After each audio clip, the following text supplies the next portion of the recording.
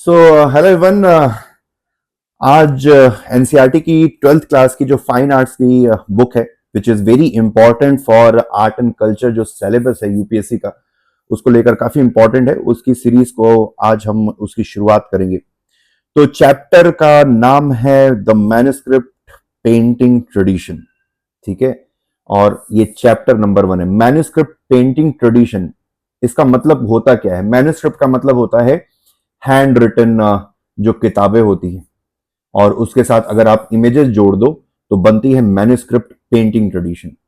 ठीक है, तो ऐसी हैंड रिटन टेक्सचुअल किताबें, ऐसी किताबें जिनके साथ जिनमें टेक्स्ट के साथ साथ इमेजेस को भी इंक्लूड किया गया था, ऐसी किताबों को मैन्युस्क्रिप्ट पेंटिंग कहा जाता है या इलस्ट्रेटेड मैन्युस्क्रिप्ट कहा जाता है। तो इंडिया में इसकी कैसे शुरुआत हुई, क्या क्या कौन कौन से आयामों को छूकर हमारा ये आर्ट धीरे धीरे डेवलप हुआ, काफी इंटरेस्टिंग ये टॉपिक होने वाला है। तो चलिए शुरुआत करते हैं और इनके सारे डायमेंशंस को समझने की कोशिश करते हैं।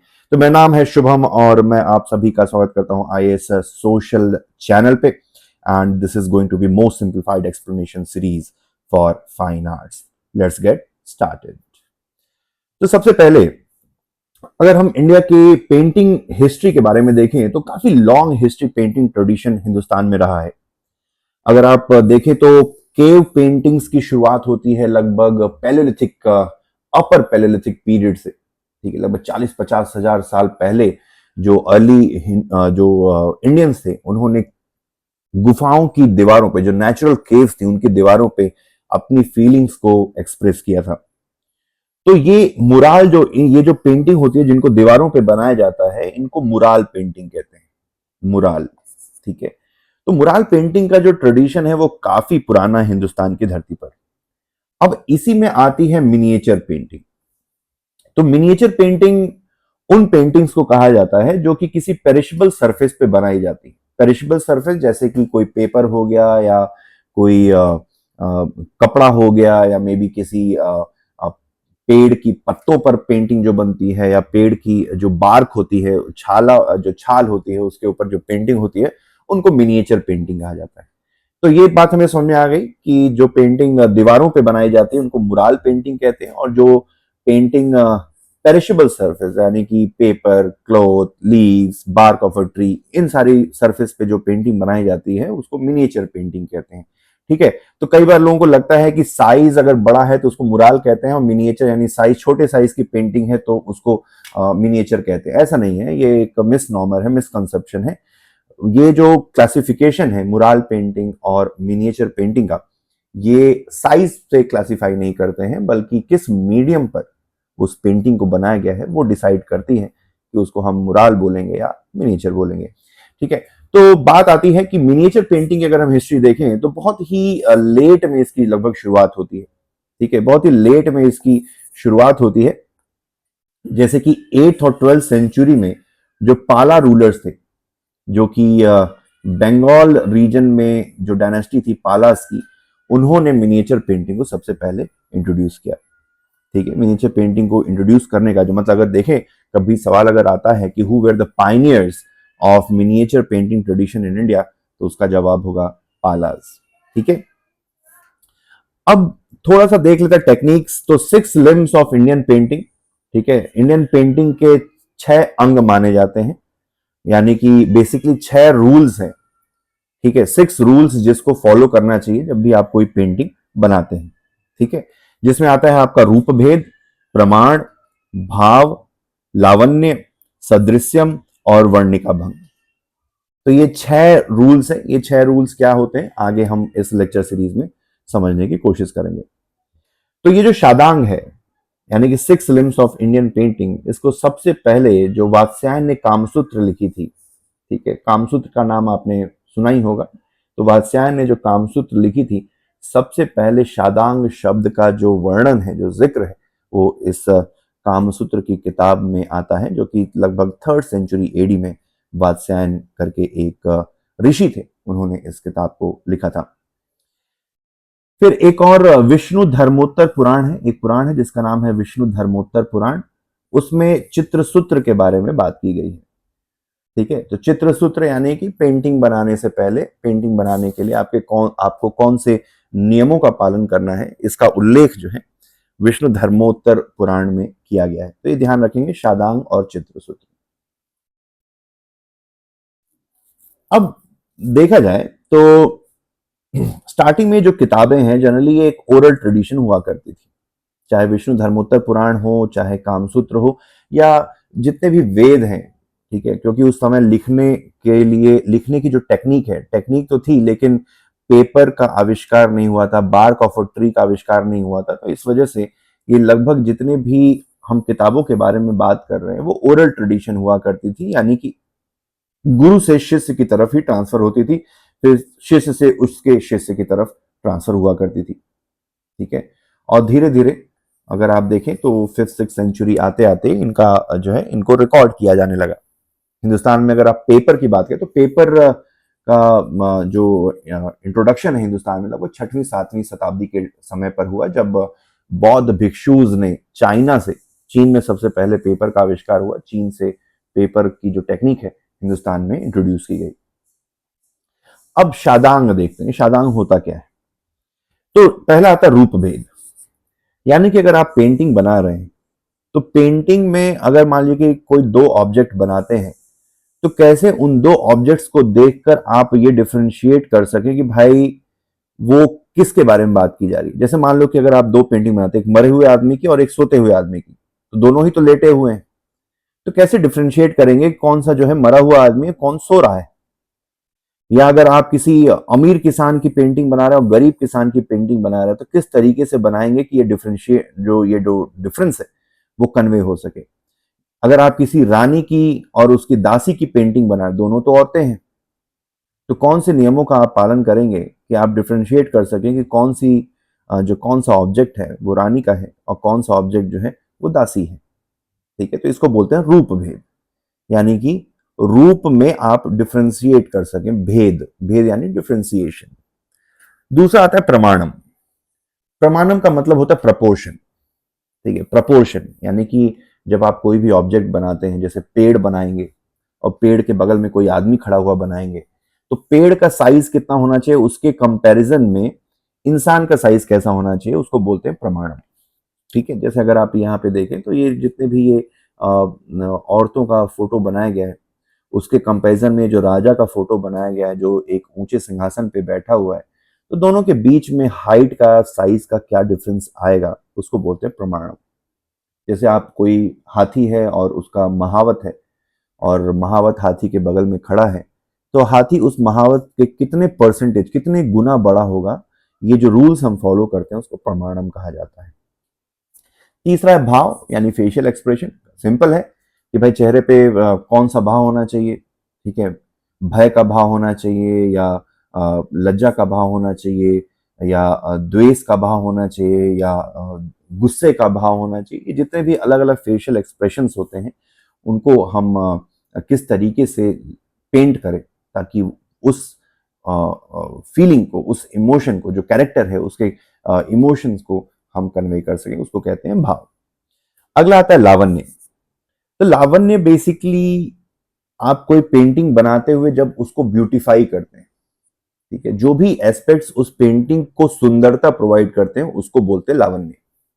जैसे आपने किसी इंसान का फोटो बनाया, पीछे आपने पेड़ बनाए, नदियां, झरने बनाए, एक हिरन बनाया, मोर बनाया, ताकि वो एस्थेटिकली सुंदर दिखे। तो जितने भी एस्थेटिक एलिमेंट्स हैं which add beauty to the painting, that is called लावण्य। ठीक है, तो लावण्य is basically ornamentation, flora, fauna and aesthetics and other decorative elements.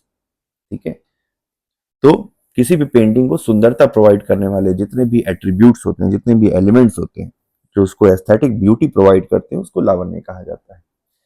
अगला आता है सदृश्यम। ठीक है, सदृश्यम का मतलब रिजेंबलेंस। आप मान लीजिए कि इमेजिन करिए कि आप राम की पेंटिंग बना रहे हैं, शिव की पेंटिंग बना रहे हैं, या कृष्ण की पेंटिंग बना रहे हैं। ठीक है, तो भाई राम, शिव और कृष्ण तीनों ही पुरुष हैं, तीनों को ही हमने कभी देखा नहीं है, लेकिन फिर भी कृष्ण को देख के समझ में आ जाता है कि ये कृष्ण का फोटो है, पेंटिंग है, ये राम का पेंटिंग है, ये शिव की पेंटिंग। तो हम कौन से नियमों का पालन करें कि ये जब भी हम कोई पेंटिंग बनाए तो जो भी देखने वाला है वो आइडेंटिफाई कर सके कि किसकी पेंटिंग है। तो उसको कहा जाता है सदृश्यम यानी रिजेम्बलेंस। अगर आप मान लीजिए कि दो पेंटिंग्स हैं, दोनों पेंटिंग में आपने शिव की पेंटिंग बनाई और उसके अलावा और भी बहुत सारे उसमें कैरेक्टर्स हैं, तो कौन से एलिमेंट्स आप शिव के साथ ऐड करेंगे ताकि सारे लोगों के बीच में शिव को पहचाना जा सके। जैसे शिव होंगे तो उनके गले में सांप होगा, उनके पास जटाएं होंगी, मृगछाला होगी, उनके पास डमरू होगा, उनके पास त्रिशूल होगा। तो इस तरीके से जो भी एट्रीब्यूट्स होते हैं जिसको हम यूज करके किसी एक कैरेक्टर को आइडेंटिफाई करने में, आइडेंटिफिकेशन में काम आती है, उसको बोला जाता है सदृश्य। छठा है वर्णिका भंग। वर्णिका भंग का मतलब है कि जब भी आप पेंटिंग बनाए तो कौन से कलर्स का इस्तेमाल करना चाहिए जिससे हमें उस पेंटिंग का कंटेक्स्ट समझ में आ सके, उस पेंटिंग के पीछे छुपी हुई भावना को समझ सके। ठीक है, जैसे मान लीजिए कि कोई पेंटिंग होती है, उसको देख के ही समझ में आ जाता है ये सुबह का समय है या शाम का समय है। ठीक है, आप देख के समझ आएगा ये विंटर का मौसम है या ऑटम का मौसम है या मॉनसून का मौसम। ठीक है, जैसे अगर आप इस फोटो में देखें तो ये पेंटिंग देखकर आपको हीरोइज्म और एनर्जेटिक वाइब आ रही है। वैसे ही यहाँ पर अगर आप इस पेंटिंग को देखें तो यहाँ पर पीस और सेरेनिटी की बहुत ही शांति है, कोई दूर दूर तक नहीं है, ऐसा टाइप का महसूस हो रहा है। ये पेंटिंग देखकर आपको सॉरो, ट्रेजेडी, ग्रीफ, इन सारी चीजों का एहसास हो रहा है। ठीक है, तो ये जो फीलिंग हमें इन पेंटिंग्स को देखकर आ रही है वो कैसे आ रही है? वो आ रही है इसमें कौन से कलर्स का इस्तेमाल किया गया है, कि कौन से कलर्स का चॉइस किया है। वर्णिका, वर्णिका का मतलब होता है कलर, भंग मतलब कि डिफ्रेंसिएशन। तो कौन से कलर्स का डिफ्रेंसिएशन इस्तेमाल करके हम एग्जैक्ट जो इमोशन है पेंटिंग के पीछे का, उसको हम व्यूअर को कन्वे कर सकते हैं, दैट इज कॉल्ड वर्णिका भंग। अब जो हमने डिस्कशन शुरू किया था कि भाई पेंटिंग्स के कितने टाइप्स होते हैं, तो एक मैंने बताया था मुराल, दूसरा बताया था मिनिएचर। तो जो मुराल शब्द है वो एक लैटिन शब्द मुरुस से आया है। मुरुस, मुरुस का मतलब होता है दीवार यानी कि वॉल। ठीक है, तो जो भी पेंटिंग किसी permanent surface such as wall, दीवार पे बनाई जाती है, उनको मुराल पेंटिंग कहा जाता है। सिमिलरली जो मिनिएचर शब्द है वो भी लैटिन शब्द से आया है, जो मिनियम शब्द है। मिनियम का मतलब होता है रेड लेड पेंट। ठीक है, रेड लेड पेंट, लेड का बना हुआ लाल कलर, उसको बोला जाता है मिनियम। तो मिनियम से आया है मिनिएचर। तो जो भी पेंटिंग पेरिशेबल सरफेसेस पे बनाई जाती है, जैसे कि हमने पहले डिस्कस किया था, जैसे पेपर हो, कपड़ा हो, किसी पेड़ की छाल हो या पत्ता हो, तो ऐसे पेरिशेबल सरफेस पे जो पेंटिंग बनाई जाती है उसको मिनिएचर पेंटिंग कहते हैं। ठीक है, सिंपल है, इसमें कोई बहुत रॉकेट साइंस तो है नहीं। दो ही टाइप की पेंटिंग होते हैं, मुराल पेंटिंग और मिनिएचर पेंटिंग। अब देखा जाए तो मुराल पेंटिंग का फर्दर क्लासिफिकेशन भी किया जाता है।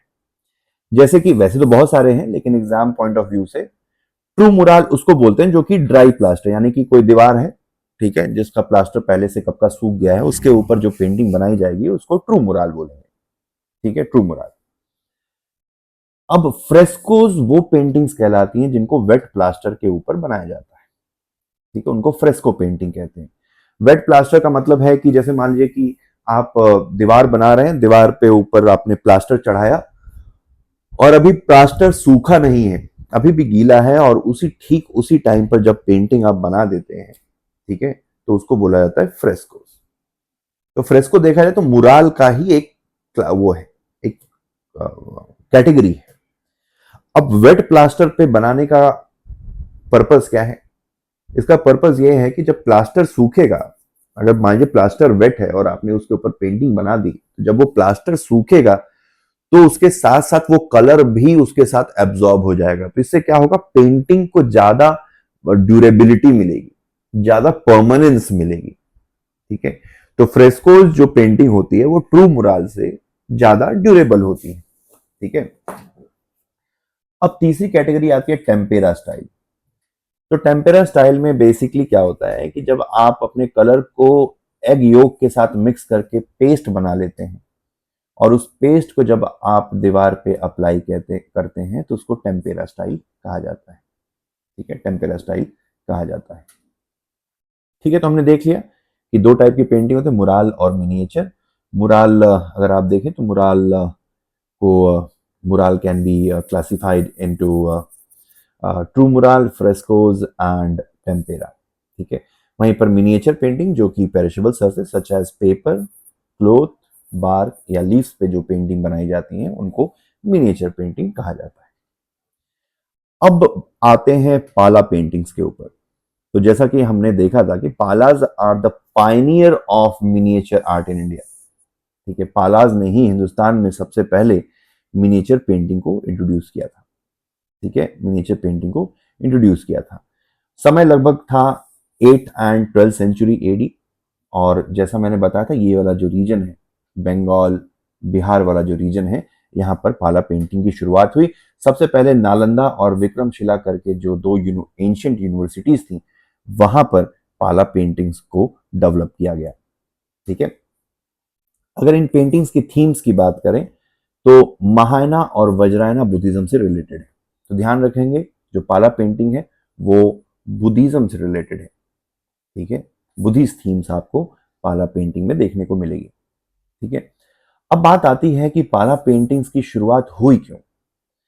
तो बेसिकली पहले क्या था कि प्रिंटिंग प्रेस तो हुआ नहीं था, प्रिंटिंग प्रेस की डिस्कवरी नहीं हुई थी, तो जितनी भी रिलीजियस किताबें हुआ करती थी उनको हैंड रिटन हुआ करती थी, हाथ से लिखा जाता है, जिसको मैन्युस्क्रिप्ट कहते हैं, पांडुलिपि हिंदी में कहा जाता है, पांडुलिपि।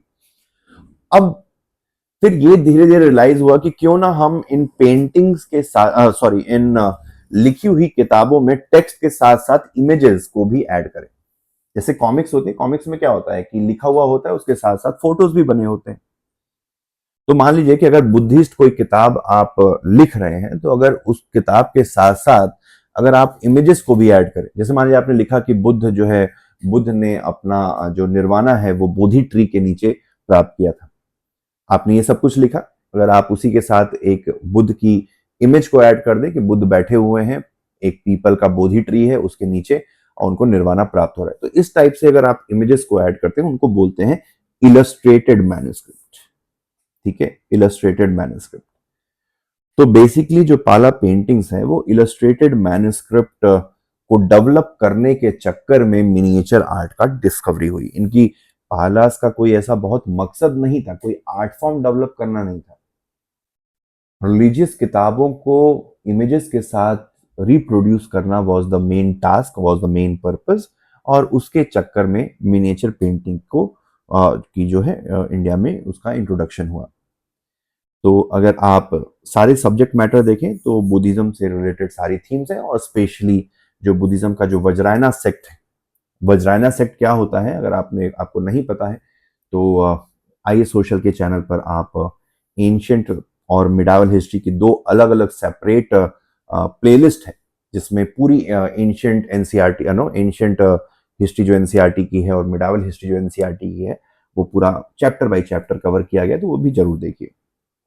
ठीक है, अब फीचर्स की बात कर ले तो फीचर्स में अगर आप देखें तो मोस्टली जो पाला पेंटिंग्स होंगी उसमें सिंगल फिगर को ही एक पेंटिंग में आपको सिंगल फिगर ही देखने को मिलेगा। स्टार्टिंग में देखें तो इन पेंटिंग्स को जो किताबें थी पाम लीव्स के ऊपर इन किताबों को लिखा गया था, इन पेंटिंग्स को बनाया गया था। पर धीरे धीरे जब हिंदुस्तान में पेपर को इंट्रोड्यूस किया गया तो पाम लीव से धीरे धीरे पेपर पे इन पेंटिंग्स को बनाया जाने लगा। ठीक है, अब पाला पेंटिंग्स के फीचर्स को अगर हम देखें तो पाला पेंटिंग्स में आपको डेकोरेटेड बॉर्डर्स देखने को मिलेंगे, यानी कि पेंटिंग के साथ साथ ये जो बॉर्डर वाला एरिया है ये भी एक तरीके से डेकोरेटेड होगा। यहाँ पर भी कोई ना कोई पेंटिंग सी बनी होगी, कोई ना कोई पैटर्न सा बना हुआ होगा। तो डेकोरेटेड बॉर्डर पहला फीचर। सॉफ्ट पेस्टल कलर्स का इस्तेमाल करें, बहुत ब्राइट और ऐसे डार्क कलर्स का इस्तेमाल नहीं करेंगे, पेस्टल कलर्स का इस्तेमाल किया जाएगा। सॉफ्ट पेस्टल कलर्स का इस्तेमाल किया गया है। और देखा जाए तो पाला जो पेंटिंग है वो तिब्बत की एक थांका पेंटिंग है, काफ़ी इंपॉर्टेंट है। तिब्बत और सिक्किम में भी थांका पेंटिंग, हिंदुस्तान की अगर हम बात करें तो सिक्किम में थांका पेंटिंग काफ़ी ज़्यादा फेमस है। तो थांका पेंटिंग से इंस्पायर्ड माना जाता है पाला मिनिएचर पेंटिंग को। और पाला पेंटिंग को प्रमोट करने के पीछे अगर हम सबसे बड़ा अगर हम किरदार देखें कि किसका कंट्रीब्यूशन था, तो वो था दो बहुत ही फेमस पेंटर्स हैं, धिम्मन और वीतपाल। तो ये नाम याद रखेंगे, काफी इंपॉर्टेंट है। धिम्मन एंड वीतपाल आर एसोसिएटेड विथ पाला स्कूल ऑफ मिनिएचर आर्ट। ठीक है। अगर किसी पाला बुद्धि मैन्युस्क्रिप्ट का अगर हम एग्जाम्पल देखें, फेमस मैन्युस्क्रिप्ट का, तो उसका नाम है अष्ट सहस्रिका प्रश्न परमिता। ठीक है। अष्ट सहस्रिका प्रश्न परमिता एक बुद्धिस्ट टेक्स्ट है जिसमें जो है बुद्धिस्ट कैरेक्टर्स की पेंटिंग्स को, इमेजेस को भी पेंट किया गया है। तो नाम याद रखेंगे, अष्ट सहस्रिका प्रश्न परमिता। अष्ट सहस्रिका का मतलब होता है 1000, सहस्रिका यानी कि 1000, अष्ट यानी कि 8000 प्रश्न परमिता यानी कि परफेक्शन ऑफ विजडम। प्रश्न यानी कि विजडम एंड परमिता का मतलब होता है परफेक्शन। ठीक है। तो अष्ट सहस्रिका प्रश्न परमिता, ठीक है, ये एक बुद्धिस्ट टेक्स्ट है, इसका नाम याद रखेंगे, ये भी काफी इंपॉर्टेंट है। अब इसके पाला स्कूल का डिक्लाइन क्यों हुआ? तो बेसिकली जब बारबेरिक इस्लाम हिंदुस्तान में आया, ठीक है, तो उन्होंने नालंदा, और अगर आपको पता होगा कि अलाउद्दीन खिलजी का एक आर्मी जनरल था जिसका नाम था बख्तियार खिलजी, माफ कीजिएगा, अलाउद्दीन खिलजी नहीं, मोहम्मद गौरी का एक आर्मी जनरल था जिसका नाम था बख्तियार खिलजी। उसने नालंदा और विक्रमशिला के ऊपर आक्रमण किया और सारे इन दोनों यूनिवर्सिटीज को पूरी तरीके से तबाह कर दिया, पूरी लाइब्रेरीज को जला दिया। तो ये जो बारबेरिक जो रिलीजियस फिलोसफीज जब हिंदुस्तान में आई, सच एज इस्लामिक जो प्यूरिटन फिलोसफीज हैं, जब उनका हिंदुस्तान में एंट्री हुई, तो धीरे धीरे जो पाला स्कूल है वो डिक्लाइन हो गया। ठीक है। जैसा कि हमने देखा कि नालंदा और विक्रमशिला जो महाविहारास थे जहाँ पे पेंटिंग्स को बनाया जाता था, इनको पूरी तरीके से डिस्ट्रॉय कर दिया गया, और इस डिस्ट्रक्शन की वजह से, इस एनहाइलेशन की वजह से पाला पेंटिंग का जो है एक तरीके से खात्मा हो गया। अब बढ़ते हैं हिंदुस्तान के वेस्टर्न इंडिया की तरफ। ठीक है। तो वेस्टर्न इंडिया में जो मिनिएचर पेंटिंग डेवलप हुई, इसको हम अपभ्रंशा स्कूल भी कहते हैं, जिसको जैन स्कूल भी कहा जाता है। ठीक है। तो अभी तक हमने ईस्टर्न इंडिया में पेंटिंग, मिनिएचर पेंटिंग देखी, जिसका जन्म लगभग 8th और 10th सेंचुरी के समय पर हुआ था। लगभग 11th से 15th सेंचुरी के समय पर वेस्टर्न इंडिया में भी मिनिएचर आर्ट का डेवलपमेंट हुआ, जिसको हम जैन स्कूल, ठीक है, जिसको हम जैन स्कूल या अपभ्रंशा स्कूल या वेस्टर्न इंडियन मिनिएचर पेंटिंग भी कहते हैं। ठीक है। तो चलिए इसके बारे में थोड़ा सा डिस्कस कर लेते हैं। तो 11th और 15th सेंचुरी के टाइम पर जैन स्कूल, अपभ्रंशा स्कूल और वेस्टर्न इंडियन मिनिएचर पेंटिंग की शुरुआत होती है। रीजन है बेसिकली गुजरात और राजस्थान रीजन, और उस टाइम पर सोलंकी रूलर्स इस एरिया पर राज्य करते थे। तो सोलंकी रूलर्स के पैटर्नशिप में उनके एक तरीके से उन्होंने इसको पैट्रोनाइज किया, इसको फाइनेंस किया। उनके पैटर्नशिप में इस वेस्टर्न इंडियन मिनिएचर पेंटिंग की शुरुआत होती है। तो देखा जाए